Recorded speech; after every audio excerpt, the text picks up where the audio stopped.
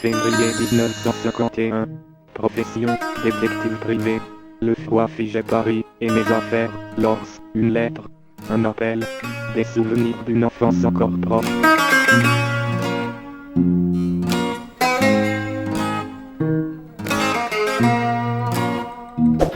Lorsque l'on discute avec des auteurs polars ou autres d'ailleurs, c'est toujours intéressant de connaître leurs influences. Si, je vous jure.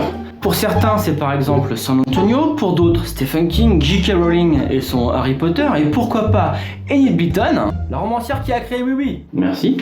Moi, c'est la série noire. Raymond Chandler, David Goodis, Charles Williams ou encore Jim Thompson. C'est la crème de la crème.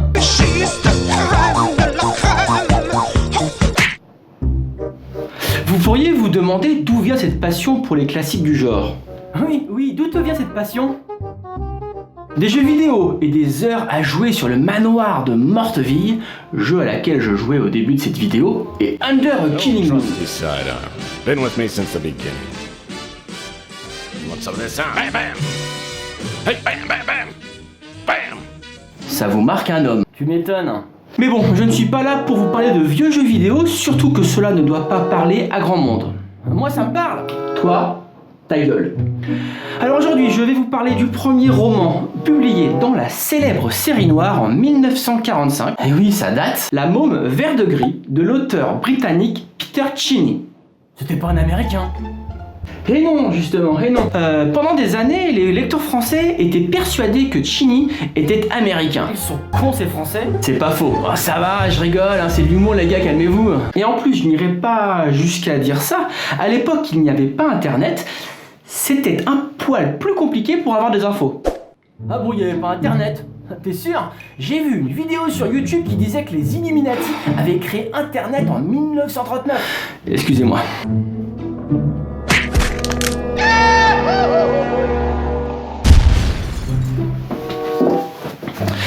Pour fermer cette parenthèse sur les origines de Cheney, sachez que le bougre n'a jamais foutu les pieds à New York, bien que l'intrigue de ses romans s'y déroule pour la plupart. Bel exploit sur Google Street View. La Môme vert de gris, traduction du roman Poison Ivy, le titre en version originale, est le second roman de Peter Cheney. Anecdote intéressante, le second roman publié dans la série noire est Cet homme est dangereux, qui est en fait le premier roman de Cheney. Vous me suivez? Ce fut tout de suite un succès en librairie puisque vendu à 16 000 exemplaires, 20 000 pour Cet homme est dangereux, et fut adapté au cinéma par Bernard Borderie en 1953, Formidable. avec Eddie Constantine dans le rôle de Lemmy Cushen. Vous n'avez jamais été Boy Scout. Oui, comment savez-vous? Il vous en reste quelque chose. On peut aujourd'hui s'interroger sur le choix de la part de Gallimard et de Marcel Duhamel, le créateur de la collection, d'avoir choisi ce roman comme premier numéro de la série. Peter Cheney n'était pas Hammett ou Chandler, que l'on peut qualifier de créateur du genre, et The Big Sleep. Parlez français, les gens n'aiment pas les sous-titres. Le Grand Sommeil de Chandler, traduit par Boris Vian, l'un des chefs-d'œuvre de la littérature noire, aurait fait un numéro 1 parfait.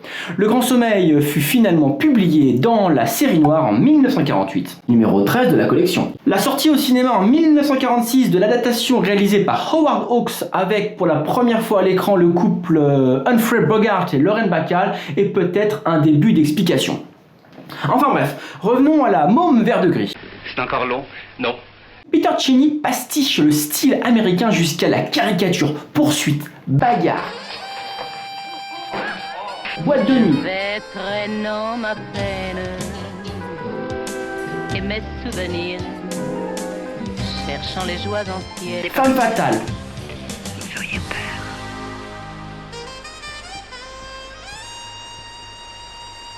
On nage dans le pulp. Des livres bon marché, composés de récits populaires, policiers pour la plupart, faisant de gros tirages aux États-Unis dans les années 20 et 30. Le terme pulp étant dû au fait que ces magazines et les livres étaient imprimés sur du papier bon marché, wood pulp signifiant pâte à papier.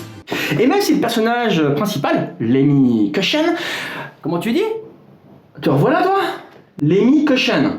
Comme Lemmy le chanteur de Motorhead? Ouais, c'est ça. Donc, Lenny Caution, bien qu'agent du FBI, est l'archétype du détective cigarette, whisky et petite pépé. Où on a été? Ah oui, au petit déjeuner. Va vite allumer le gaz, mon amour. Parce que comme dit Mama Carson, ce qu'il te faut à toi, c'est un bon petit déjeuner, servi par une belle femme et un bon coup de whisky pour éclaircir l'œil.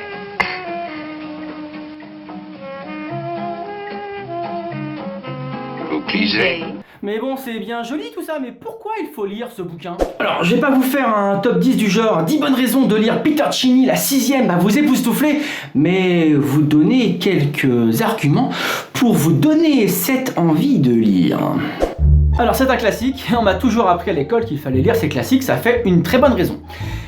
Et si on se disait, tiens, pour déconner, que la Môme Vert de Gris et Lenny Caution serait une sorte de James Bond, ou même carrément le personnage de roman qui aurait ouvert la voie à l'agent 007. Lenny Caution drague la secrétaire du patron, James Bond n'a vraiment rien inventé. Et alors, tu crois que tu me fais peur? J'en ai reçu d'autres, tu sais, ça m'a jamais tourné la tête. Je te considère comme le premier ministre du roi des enfoutres, et je te le dis à domicile. Alors oui, j'entends déjà les puristes crier au scandale, et les entendre dire que d'abord le style de Cheney et Ian Fleming n'ont rien à voir. Arrêtez un peu votre cirque, vous le savez aussi bien que moi, les premières traductions des romans de James Bond sont dans la même veine que celles de Lenny Caution. Et bon, rendons à César ce qui appartient à César. Que ce soit en papier ou au cinéma, les exploits de Lenny Caution ont préparé le terrain à l'arrivée de James Bond, même si ce dernier a ringardisé, voire pulvérisé ses prédécesseurs. Vous m'avez l'air d'un type qui sait ce qu'il veut. J'aime ça. Vous me rappelez une femme que j'ai beaucoup aimée. Tant mieux. Et puis c'est quoi un James Bond? Rien de plus qu'un Lenny Caution qui a réussi. Alors par contre, on ne poussera pas trop les comparaisons avec les films de James Bond ou par exemple Le Grand Silence de Howard Hawks. Il ne faut pas pousser mémé dans les orties. Tu vois, j'ai réfléchi et finalement, bon, je te trouve marrant. Casse-pied, mais marrant. Casse-pied, mais marrant. Comment je le prends? Gentiment? Très gentiment.